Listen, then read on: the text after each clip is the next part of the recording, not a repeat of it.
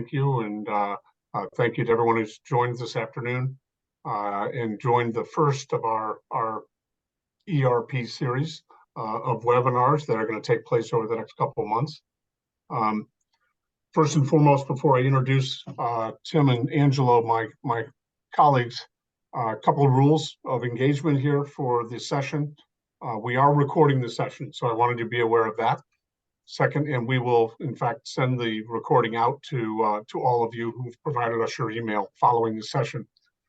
Secondly, at the bottom of the screen, you should see the application widgets, including the Q&A box and the chat box. And I would encourage any and any and all of you to take advantage of that and drop us a question or a comment or a note. And feel free, if you will, to kind of interact with us at any time through those boxes. And as we go, I'll be monitoring that and be responding, kind of bringing your questions to the table as quickly as we can. We're also going to ask for your participation today. I hope some of you have in the past used the Mentimeter. We're going to use the Mentimeter to take a couple surveys, and I call them surveys, but really what it's about is trying to get a feel for you as the audience, so that we can direct our discussion as closely to your particular circumstances as possible, and hopefully make the session as useful to you as we possibly can. So really they're more of a landscape type of survey, if you will. And then, as I mentioned, lastly, following the session, we'll send out the recording. For your calendars, real quickly, this is the first of a series, as I mentioned. We're going to focus in on the system selection process today, but we're going to follow it with a session on October 17th to talk about ERP kind of implementation prep activities. What are the kinds of things you need to do, your organization needs to do in preparation for a major system implementation. So that's the next session. It'll occur on October 17th at 2 p.m. For your calendars. We'll be sending out notices like we did for this session as well. But I hope you can join us for that. And then finally, we'll conclude the series. The date is yet to be determined, but we'll conclude the series sometime in November. And the intent there, possibly taking advantage of some folks on the call today, but is to bring together some clients who've kind of been through this journey from start to finish, and kind of talk to the audience about the experience they've had, the lessons learned, and maybe some of the trips and traps they've stumbled over, but also some of the successes and best practices they've been able to apply in the ERP transformation journey. So I hope you as well can join us for that session. Real quickly, from an introduction standpoint, I am Tim Atkinson. I'm the Area Vice President of Avaap here in the East and the South. I'm located outside of Washington, D.C., as you can probably tell from my background on the screen. Had a number of years of experience in the ERP and business transformation consultancy industry, if you will, and have also kind of sat on the client side through an SAP implementation and a couple other ERP implementations in my experience. With me is Angelo Mazzocco. Angelo, as you can see on the screen, has served in virtually every CIO or C-level role across a number of different companies and industries. He's also an adjunct professor in the graduate programs at Otterbein and at The Ohio State University. And then Tim Oberschlake. So if you get confused, it's Tim A and Tim O. But Tim Oberschlake has also got a 35 plus years of experience, served in a CIO capacity. He has sat on the client side of the table throughout his career, and has worked with virtually every well-known branded ERP solution in the marketplace. So the three of us collectively hope we're going to bring you some new ideas and some new tricks. And so you might think of this session as a panel of old dogs bringing you a new trick in the system selection process. And so we look forward to sharing kind of our experience and hopefully gaining some understanding of your experience as well, and trying to talk to how to address that in the context of our discussion. Avaap, if for those of you who may not be familiar with our company, is an organization that's almost 20 years old. Been working with clients since 2006, helping clients transform their operations. A lot of what we do has been centered around major ERP implementations, helping clients not only plan for and prepare for ERP implementations, but also selecting the appropriate ERP solution for their business or organization, and then working with them throughout the journey to ensure that they're implementing it and adapting to the new environment as effectively as possible. We've got 200 plus customers across a number of vertical markets with a particular emphasis in healthcare, not-for-profit, higher education, and state and local government. But we work with clients outside of those industries as well. About 500 folks have chosen Avaap as a career path and deliver our services throughout the United States, and including some offshore operations as well. In our history, we've accumulated 100 plus awards for various things like partnerships with major ERP solutions, innovative services, our culture, as well as growth. And not the least of which I would also mention is our sort of community involvement that we've had throughout the United States in the different offices and locations that we're headquartered.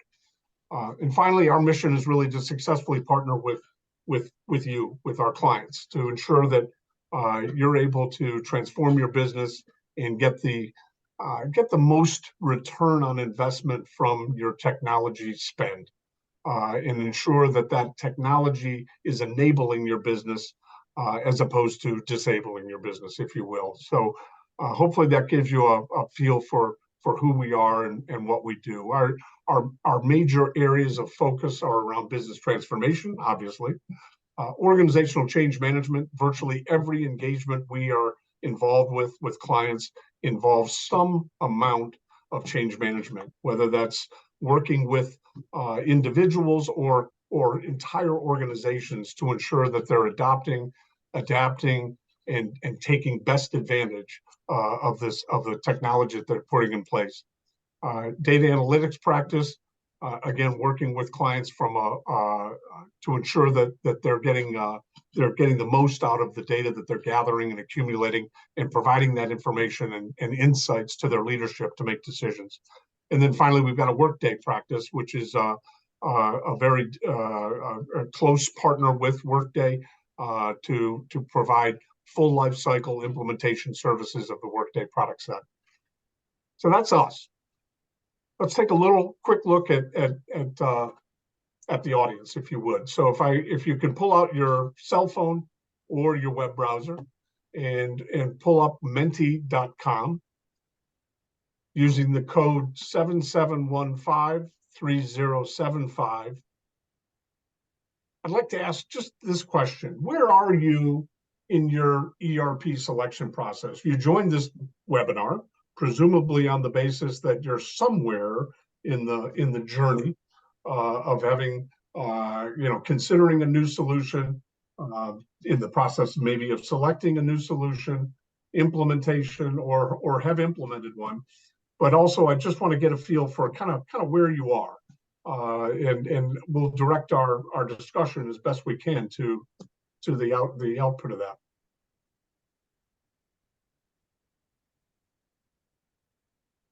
Okay.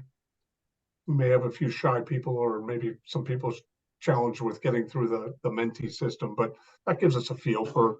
Looks like the majority of the audience are in the process of considering a new system. So hopefully this particular session should be spot on to what you're doing or where you find yourself today, and maybe there's some tricks or best practices we can share with you that you'll be able to apply immediately. All right, the second question is, assuming you've been through a selection process in the past, what might be the one or two words that you could use that would describe a pain point or a challenge or a roadblock or a hurdle that you may have faced in the selection process, this upfront consideration of what might be the best solution for my business. If you can give us kind of input on that, and again, one word, 2 words, too many options. Lack of information. What is true? Confusing. Technology change, complexity, disorganized. Gotcha.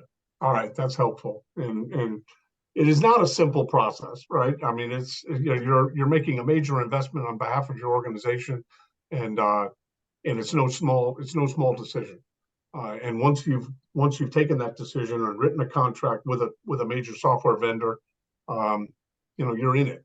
So having well thought through that process before you get there is certainly absolutely key. With that said, I'd like to hand it off to Tim O, and let you kick off our session, Tim. All right, thanks, Tim. I appreciate that. So obviously, we're going to be talking about ERP selection today, and really this slide is really focusing on the fact that says choose wisely. A lot of people are moving to new ERP solutions. These solutions are different than the legacy systems of the past. They're all cloud-based. And because of that, you know, we've really seen, you know, that the way you select the system is much, much different than the way you've done it in the past. So that's really what we're going to be focusing on. That's the new trick that the old dogs are going to be talking to you about today. So again, we appreciate you joining us. Let's go ahead and go to the next slide.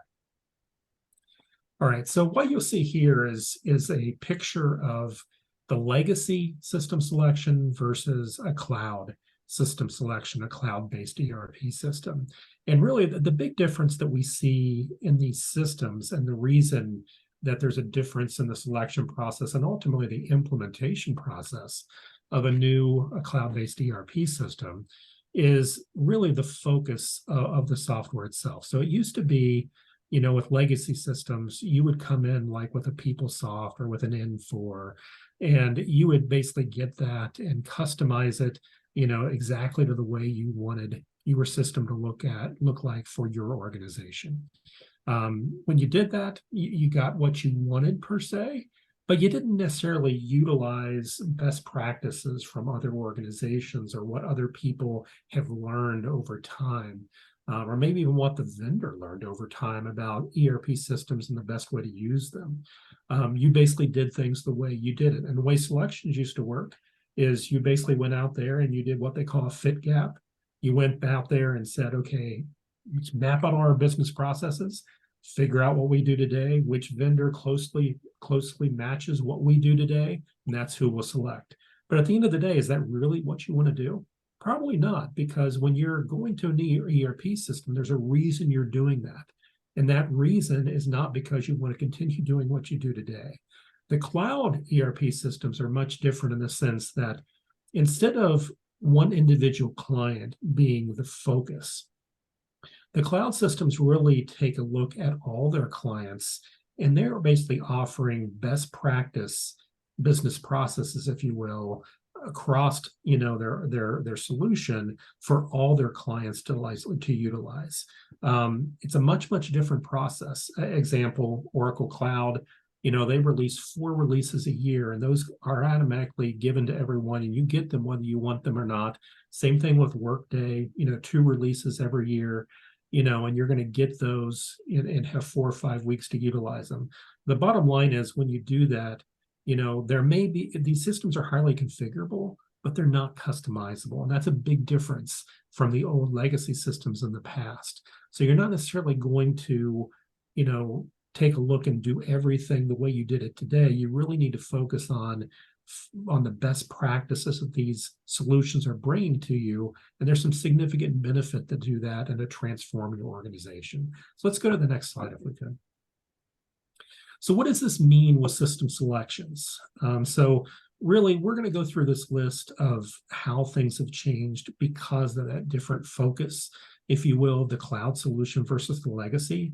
And up top, we've already talked a little bit about requirements. Again, the traditional fit gap analysis, you did You wanted to replicate your current business processes. But the bottom line is, most organizations don't want to do that. They want to utilize things that are available to them now and in the future. And even when things come out, with new releases over time, you want to be able to utilize those as well. So really what we focus on in the system selection process of today is we're really focused on painting a vision for the future.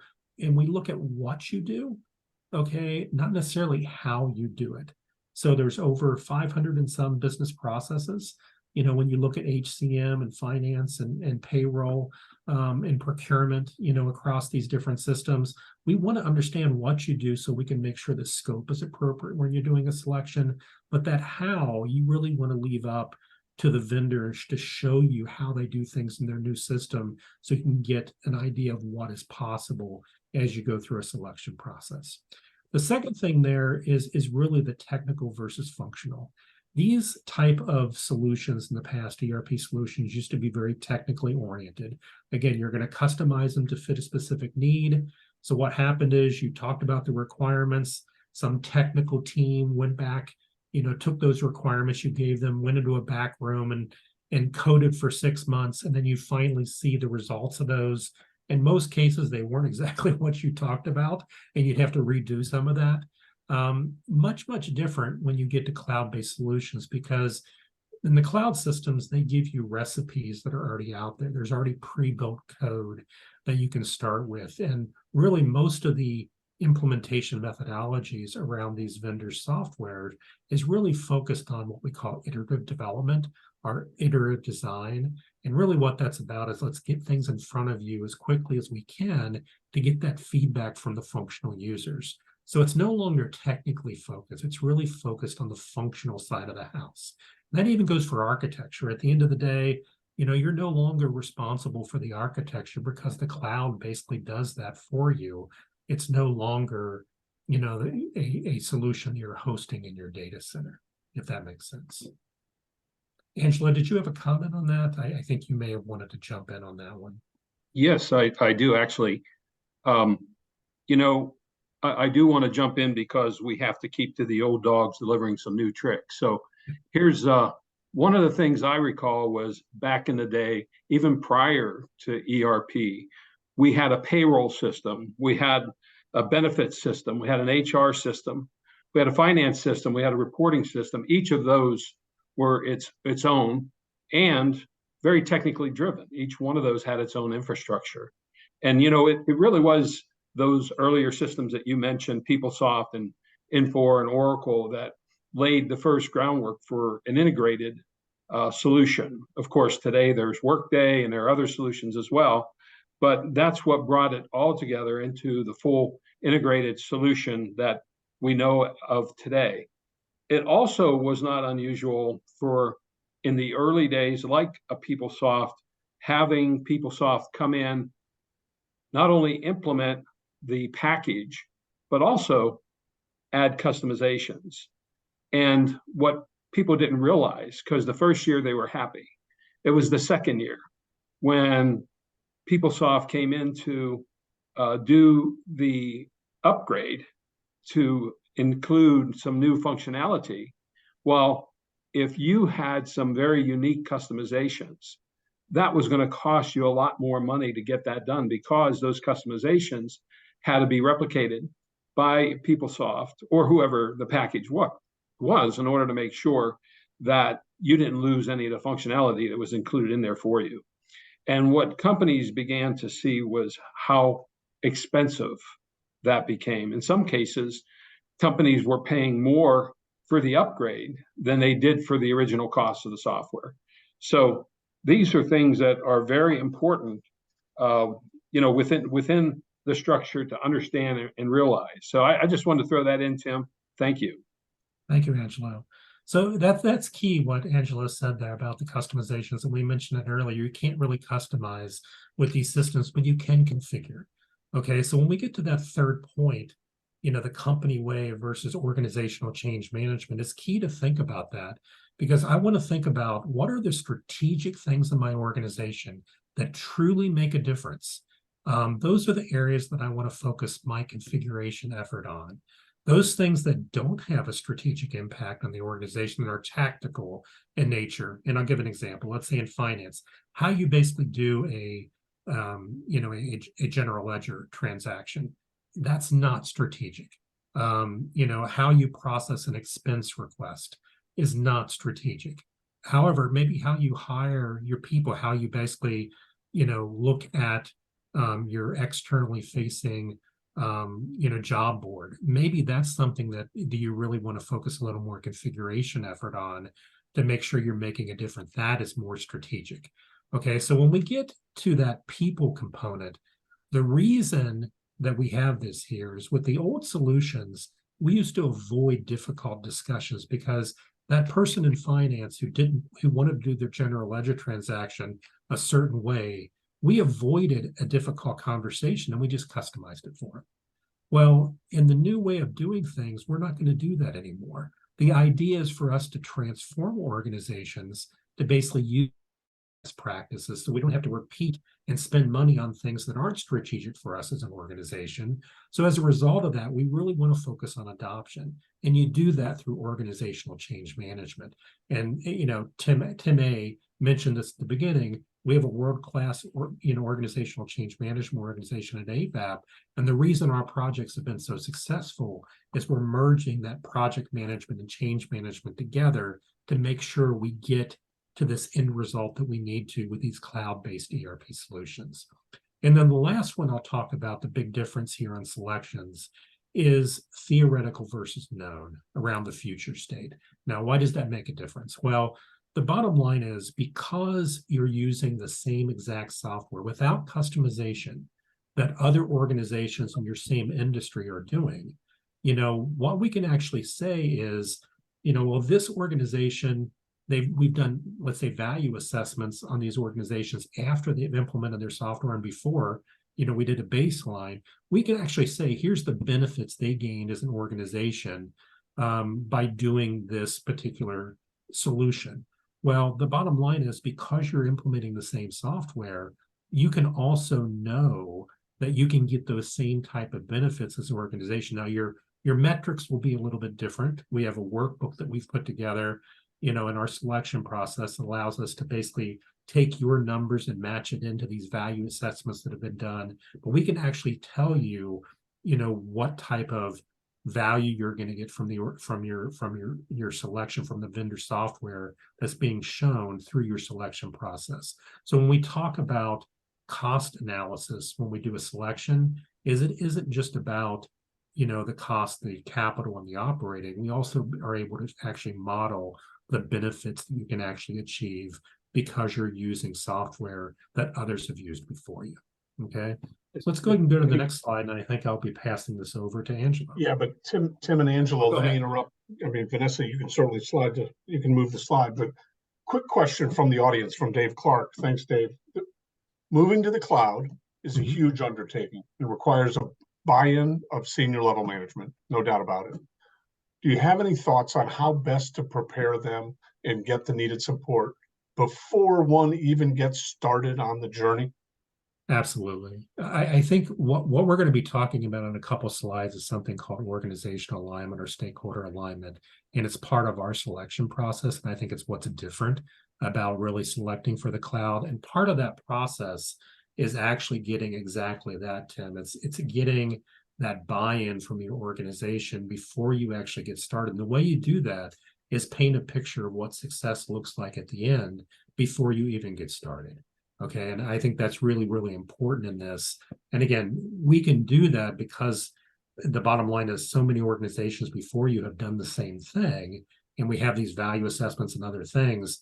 We actually have, in our selection process, we have templates, et cetera, that we can actually walk you through what other successful organizations have done in the past and help you build a vision for what that might look like, and then get everybody in the organization on board for that future vision before you actually do the rest of the selection. Did I answer the question, Tim? I think so. Angelo, any perspective on that? Yes. I think the best way is to find out who's done it well in the community or, within the business that your leadership is going to respect, and have them meet each other to talk through that. Because I found, a lot of times they don't want to hear it from the tech people. They don't want to hear it from, even the change management people. They want to hear it from somebody who's gone through it, and they're now being successful with that new system, cloud-based. Because you know what? A lot of our executives aren't going to know what we're talking about when we start talking about cloud-based versus, legacy. And that's why we need to make sure that they understand, but nothing does it better than if they can hear it from their peers. Well, and I think that question also lends itself to the segue between this session and our next session, right? Because we're talking about phase 0 and implementation prep activities. And I think the combination of organizational alignment, Tim, in this session and the phase 0 discussion and activities of the next session are really all about executive buy-in and right. senior level commitment to the change. So it's a spot on question. But back to you, back to the content. So for system selection, we already talked about one piece, which Tim was kind enough to do, but now we're going to talk about laying the groundwork. When should my organization transform the business to a modernized cloud ERP technology? And I could tell you that, having previously, before coming to Avaap, been a CIO and having gone through the process, I think it can happen none too soon. And let me tell you why. Competitive forces, just by its definition out in the world, we believe it's a matter of when and not if in moving the modernized cloud solution to keep up with the inherent efficiencies enabled by cloud systems. Cloud systems bring to us the kind of efficiency that we haven't seen before. So that's why it's so important. Some examples, keeping up with the competition and meeting the increasing demands for service and efficiency from customers and prospects. Rise in need for operational efficiency and transparency in business process. Increase in adoption of cloud and mobile applications. Surge in demand for data-driven decision-making. And increased integration effectiveness with other best-of-breed solutions to run your business. The cloud-enabled solution in partnership with a major package, which when I say major, doesn't mean it has to be expensive. It means gives you full functionality for what you have to do, gives you greater capabilities to integrate things like mobile apps and things of that sort that in the past you just couldn't do. Some clients have done a more extensive review of pain points by documenting key functional and technical requirements, both current and future strategic, and then analyzing the gap between key requirements and current systems capabilities. So that's something that's important to do, and we're going to get into more here. There begins to be redundancy between the systems that the ERP would replace. Multiple sources of truth engage over time. So here's what we see all the time. Someone is using different systems, not fully integrated ERPs that we're talking about, but using 2 or 3 or 4 different systems. Maybe one is for their HR, one is for their accounting. And what you find is that how each of those packages count or do analytics differs from each other. All of a sudden, the CFO is at odds with the CHRO because their numbers are different. And this is not unusual. That's what the ERP really takes care of in terms of integrating all the solutions together, making sure the analytics are all in sync. And it's so important that they're able to do that. Also, customer service complaints could increase as well, since we're unable to make real-time solutions if you're using different packages. Accounting and HR departments, as I said, could be different in how they're counting. Data could be corrupted or lost. So there's nothing worse than having one system with good data, another system where the data is corrupted. And that's something that's not hard to find today with the legacy systems for sure. I think it's very important in this whole process to get educated. This is not something that you just pick up a book or pick up a class and voila, you know what to do. You really need to find an expert partner. And there are plenty of them out there, including us. But I think that's very important because you can go a number of different directions. And it's very important to take advantage of what an expert has already done, the clients that they've already worked with. And just like that CEO who we were going to have him talk to his peer, it's also good for you to be able to talk to another company who's experienced what you're about to experience. The last thing I'll mention, Tim, is the in our audience as well, is the business case.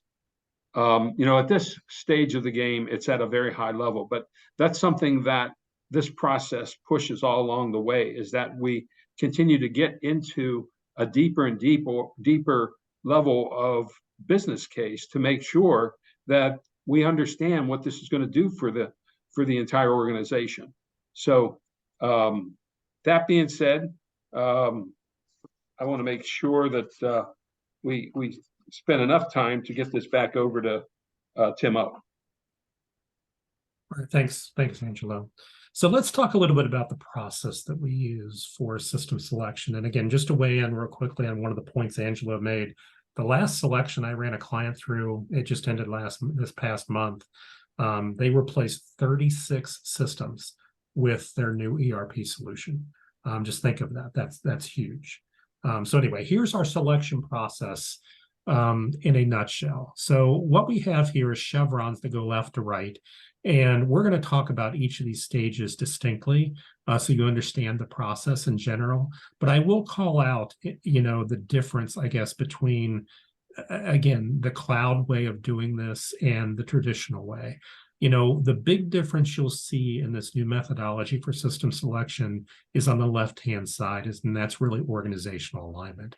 Now, Angelo is going to be talking more about that in a minute, but, let me say at a high level, it's really about establishing a vision so you know what success looks like and you know everything that you are going to do with a new system, even as you've implemented it, before you start the rest of the process. And that includes getting all your stakeholders and everyone else aligned on what that future vision looks like as you proceed forward. Now, much, much different than trying to see which vendor fits what we do today best. That's not what we're talking about here. What we're talking about is really looking at things that your people may not have ever seen before, okay, letting them think outside the box and figure out what that future will look like for you before you get started, okay? Then as you go through the rest of these chevrons, and we'll talk about each one of these, most of these chevrons are part of that traditional process that you've seen in the past. You do an RFP or a proposal request, you do vendor analysis and recommendations, business case development. As Angelo said, you're doing this throughout, but we've put it distinctly in a chevron here because we want to make sure before you get to negotiation and contracting that you've finished a business case, you have funding approved. So when we get negotiation and contracting and the vendor says, here's my best and final offer, you're able to say whether or not, and tell them directly, this is what we can do from a negotiation standpoint and be firm on that. And know that you can sign a contract when you're done negotiating. So again, these are all those chevrons in the new process. But again, I did want to call out that organizational alignment being sort of new to the way you do a system selection, which is different for the cloud. Okay. So Angelo, why don't you talk more about organizational alignment? Go ahead, Tim. You have another comment? It's foundational, right? I mean, it lays the foundation not only for this selection process, but also lays the foundation for the implementation and the ongoing operation of your business. Absolutely. And so it is a little new. It's probably the newest part of the trick, I guess, from the old dogs, but it's absolutely critical. And I know that in the experiences we've had, Tim and Angelo,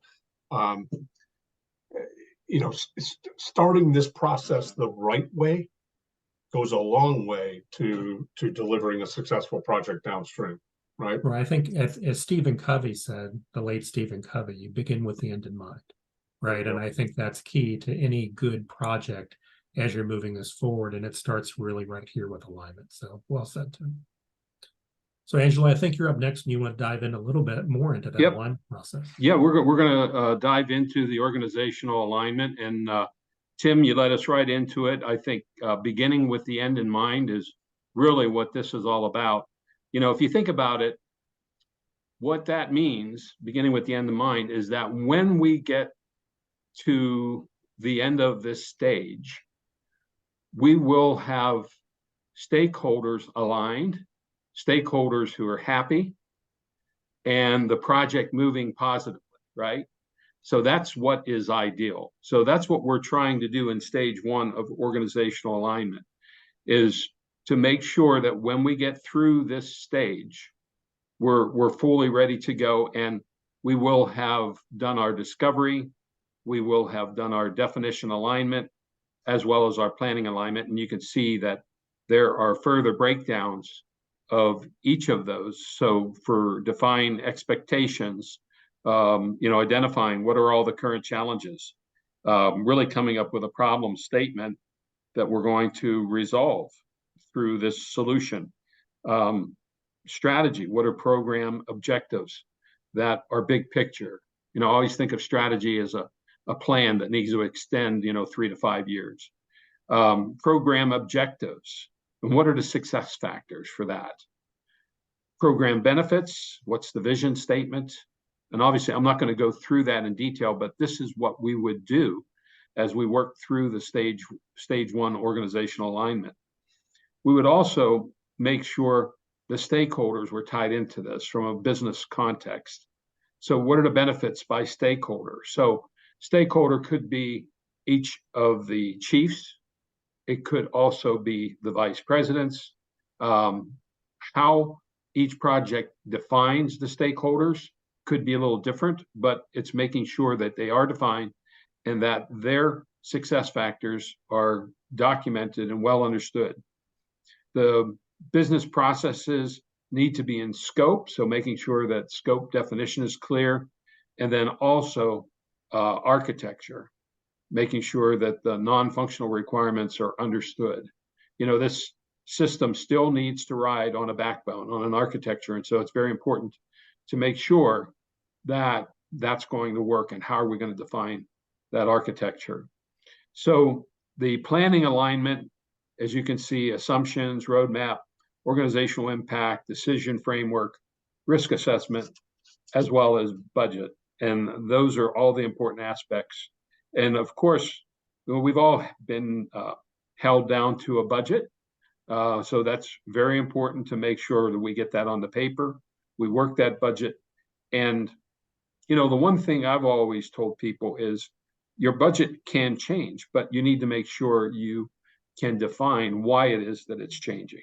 And that's important. If scope is being added, that's beyond the control of the group, if that needs to be defined and laid out and make sure that stakeholders understands that. So the stakeholder, go ahead, Tim. Just a quick comment. I agree or disagree with me when I offer this, but the thought was, historically, system selection was really kind of a technical, functional driven process, right? It was a functional exercise defining requirements. It was a technical exercise in the IT organization to say, can we adopt this new technology into our shop and maintain it?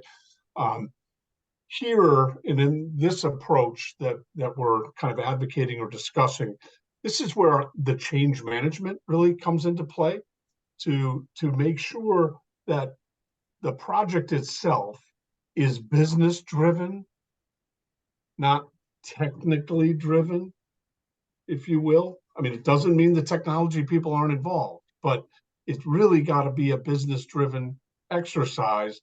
And I think in my mind, the most important sort of bullet point on that slide is that stakeholder consensus.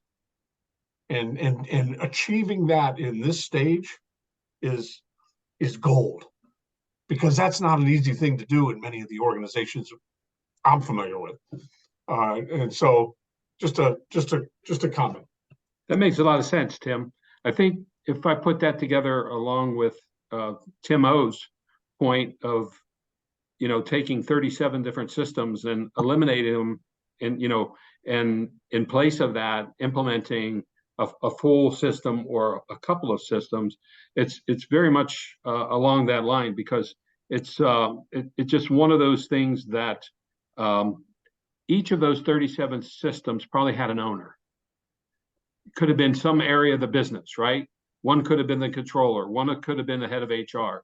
Now you've got to bring everyone together into a single system or smaller set of systems where they're all feeling the ownership. They're all feeling the stakeholder. That is so difficult to do. So having organizational change management there by your side is only going to help things out better. And we're finding that, without them, sometimes it can be disastrous. It's critical success. Yes. Yeah, the last selection we did on this, again, I'll just go back to that example since you brought it up, Angelo. You can't expect that everyone's going to agree on everything, but it's really important that last bullet, there, I can live with and support it. As we go through and facilitate these discussions around your key stakeholders, and then they bring this information to an expanded stakeholder group, they're going to be saying, this is what we've agreed on as a group. We don't agree on everything, a little bitty detail, but we can live with and support this, what we've put together here, the definition of the project, what we were planning to do, our project guidelines, our architectural guidelines. We've agreed on all this as a group, and this is what we're proposing, to the greater stakeholder audience. And really what we're asking for at that point is, can you live with and support what this group has come up with? And that's what we get usually in a stakeholder alignment, everyone raising their hand saying, we can do this together as a body. Very good. Thank you, Tim and Tim. Let me wrap up the stage one with strategic intents. This is my favorite part. It's so easy to get into the details that many times we can lose sight of the strategy and the intents of that strategy. And, we're trying to build, in most cases, a culture of accountability. We're trying to break down silos. If you think about it, right, that was a perfect example both you guys had, because 37 systems, right, those had to lead to the development of silos. Well, now what we're going to be doing now will break down those silos or help to bring those silos down. And if you've been in that environment, as I was lucky enough to, there's nothing better than having different departments working together in unison and everybody on the same page, getting the same analytics or similar analytics, and it all making sense to them. And then, of course, there is the strategic vision and the customer service that is all part of this as well. So the intents that are laid out there for continuous optimization, support service line growth, collaboration, culture with guided autonomy, you can read through those. I'm not going to go through each and every one of them, but each one of those are important for us. And this we pulled from a sample. So it's a perfect, I think, example to see what we need to get into with our clients in order to make sure that this is going to be successful. And don't go in there just with an operational intent. And that's where I think a lot of times you need that partner, because it's very easy to get sucked into the operational side of things without taking that step back and understanding the strategic, because many of us learned the strategic aspects after we had gone through this process once or twice. It's not like it all comes to you at once. So I just wanted to offer that. And I think we're back to Tim O. All right. Thanks, Angelo. So I'm going to run through the next two stages with you and then hand it back to Angelo. But stage two is really that proposal or RFP creation. And the reason we have that in two different ways is You guys have all seen RFPs before, and this is a standard part of any selection process that you would do. Now, if there are some of our clients that that basically want to do a formal RFP, that's the way they do procurement. And they want to make sure it's formal and structured, and that's the way they do business. And we 100% can support that through an RFP creation process. However, there's other clients that say, hey, you guys know the ERP industry, what are the top 2 or 3 vendors out there based upon who we are that are going to best fit us? And we can give them usually that short list, if you will. The people are going to rise to the top anyway. And in their case, they're more of a selected, we want to do a proposal request to these specific vendors and basically get those folks to basically give us that information back. Now, either way you go, you're still going to be issuing a list of RFP-like template, if you will, to these vendors and giving them to respond back to you with all these different components, because you want that to do your analysis of the different vendors moving forward. But the bottom line is that's sort of the reason that we say proposal request or RFP creation.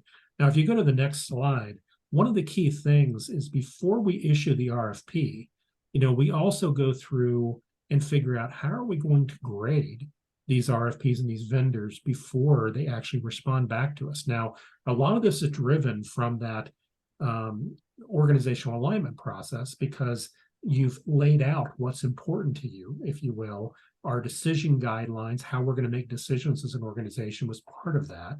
So this is showing an example of a scoring tool that we've put together into a workbook. And it shows for this particular client, here's how they value the different evaluation criteria that are out there. And then with each of these evaluation criteria in this workbook, you sort of see the ability to meet requirements. You probably have 500 different requirements that you would have out there that you've published in your request for proposal or proposal request. And basically these vendors are responding back whether they can do these things or not.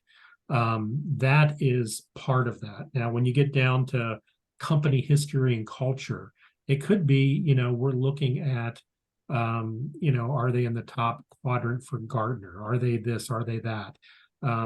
Again, we have a similar, workbook, if you will, that actually grades out their responses. We can show you what we've done with other clients, and then typically the clients we're working through this tweak that a bit, to make it their own, so to speak, as we go through, and before we actually grade them in the next stage.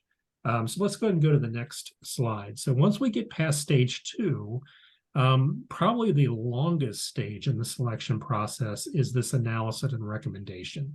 And what we've done for you here is list out 8 steps in this process. And again, I won't read through each one of those. You all can basically read through and follow that, from 1 to 8. But the bottom line here is we're walking through this evaluation process, grading the proposals, facilitating demonstrations and executive presentations.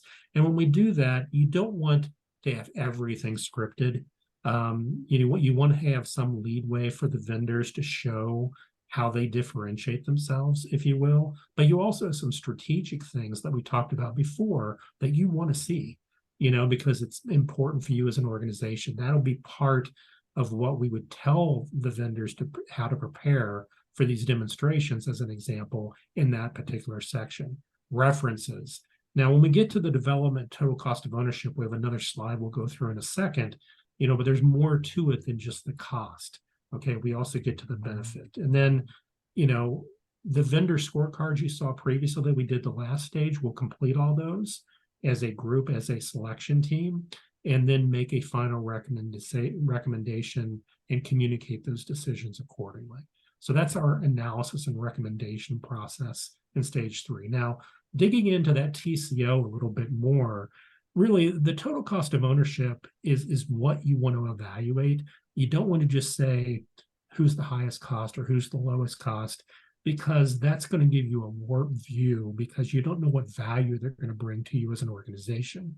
So what you want to do is look at the cost, the capital cost, the operating cost, but you also want to look at the potential savings by each of the vendors. And again, what we've done is we've put together value assessments, from the different vendors, put that into a workbook, and then based upon what you're valuing as an organization through your alignment process, we tweak those workbooks to actually then show, based upon what you're valuing, X vendor will give you X amount of benefit as an organization. This vendor will give you X amount of benefit as an organization. And you can actually show cost versus benefits and actually come up with the total cost of ownership, as part of this process. Okay. And that's important because it's not just about the cost, it's also about the benefits.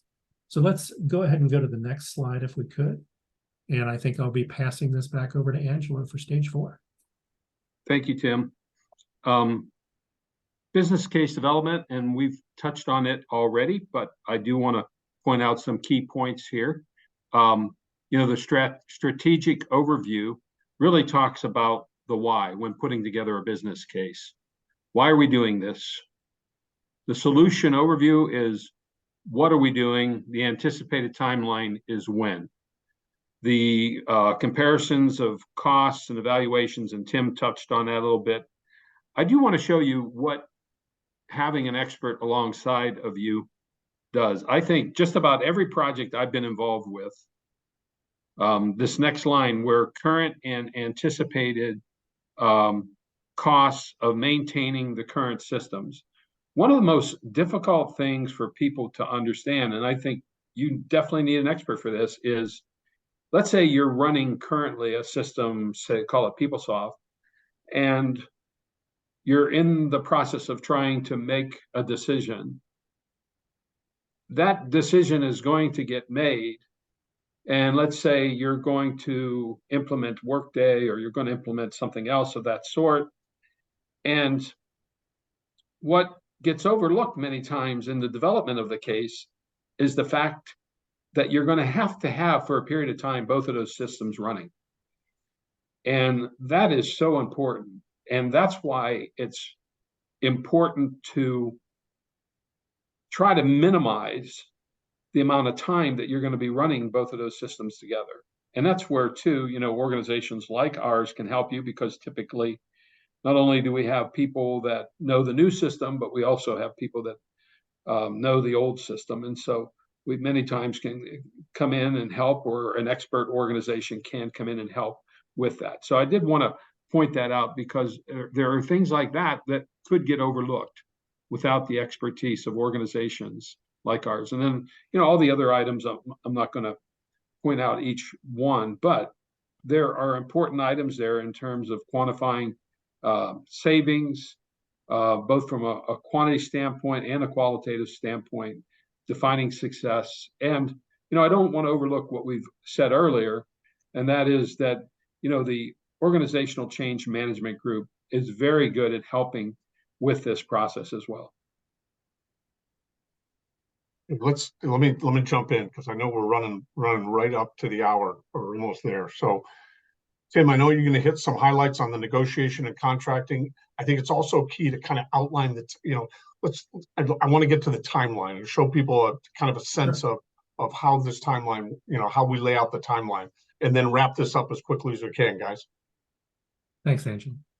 Thanks, Tim. All right, stage 5, negotiation and contract. And this is the last stage. Again, we won't spend a whole lot of time on this because we're running up against the hour. I will say there's 2 phases, strategic and tactical, when we do negotiations. And the strategic are those things that will potentially make you choose another vendor. So if you have a favored vendor, but there's this one thing that we need to make sure that they can do, or we're going to go with a second vendor that on our list. That's called strategic negotiations. And oftentimes, once you get past that, those list of items, if you will, then you can actually get into the terms and conditions, more of the business terms, et cetera, and ultimately getting to that best and final offer.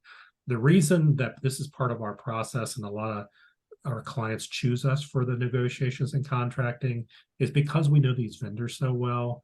We know the ins and outs. It's like basically having someone that knows, who you're negotiating with in the room with you, helping you facilitate the process. And we've saved our clients millions and millions of dollars, through their negotiations process when you look at the full term of their ERP contract. So let's go ahead and go to that timeline. Tim, I know you wanted to do that quickly. So Angelo, did you want to go through these stages on the Yeah, timeline? and remember, this is a timeline for selecting a solution, selecting a vendor to work with. And it's very easy to misunderstand that this is the whole project. This is not. This is just the project of selection. It doesn't have anything to do with the implementation. And as you can see, we talk about the organizational alignment having to get done. I think all told, we've got about 28 weeks, almost 30 weeks that we've laid out to do each one of these key items that we've talked about earlier. And, you know, that includes deciding which vendors we're going to propose in this process, as well as coming up with the solution. And Tim, I know this is a point near and dear to your heart. This is Tim A. Did you want to add anything into this? You know, this timeline can flex. I think we have instances, Tim O mentioned, you know, where a client comes to the table, or in discussions with a client, we talk about the fact that, you know, there's only two solutions that are going to fit one way or the other. So it can abbreviate this process a little bit. But the fact of the matter is, you're still, in order to make sure that you've got the right organization alignment, you've got the right business case on the table, you've got a project that is set up for success, it's going to take you a good 6 months to get, you know, to go through this cycle in most instances, right? Yes. And you know, Tim, this culminates in a contract. And that's one thing too that we bring to the table, is that area of expertise of contracting in this arena. Not a lot of people do. Not a lot of organizations do in this area, where you could have as many as 37 systems that are going to be going out, and 1 to 5 coming in. All right, in this world, we know that people have meetings backed up at 3 o'clock, I'm sure. I want to thank everybody again for joining us. The last slide here is really implementation prep activities. And guess what? It's a perfect segue for our discussion on October 17th, because we're going to talk about what we refer to as phase 0. And we're going to talk about prep activities for a major implementation. I'm sorry we didn't have more time for questions. I know we got a couple in the chat box. I know we responded to one openly. I responded to one via the chat box. Happy to answer any other questions that may have come to anybody's mind during the session, but do want to thank you all very much for taking an hour out of your time this afternoon to join us. And I hope, again, look for the notification. I hope, again, you can join us on October 17th when we talk further about kicking off the implementation project. Thanks, everybody. Thank you. Thanks so much. Thanks.